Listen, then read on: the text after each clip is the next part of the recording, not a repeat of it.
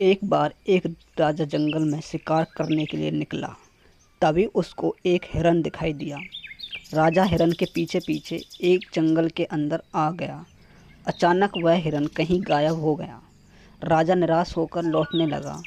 तभी उसको एक गुफा का दरवाज़ा दिखाई दिया।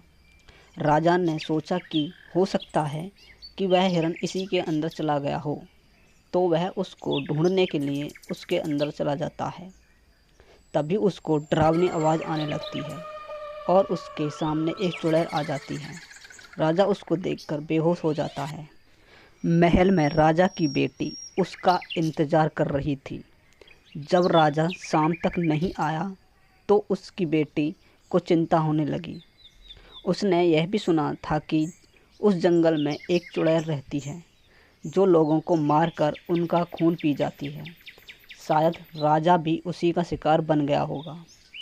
तो राजा की बेटी अगली सुबह अपने पिता को ढूंढने के लिए जंगल में निकल जाती है। उसको वही गुफा दिखाई देती है, तो वह उसी गुफा के अंदर चली जाती है। उसको भी डरावनी आवाज़ आने लगी थी, लेकिन वह डरते डरते आगे बढ़ने लगी।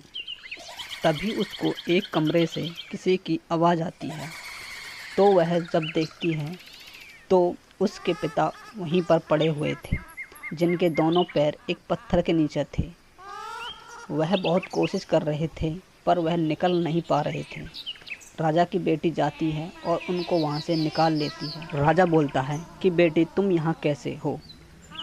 तो राजा की बेटी बोलती है, पिताजी मैं आपको ही ढूंढने आई थी। राजा बोलता है, यहाँ से जल्दी चलो बेटी, यहाँ पर एक बहुत डरावनी चुड़ैल है।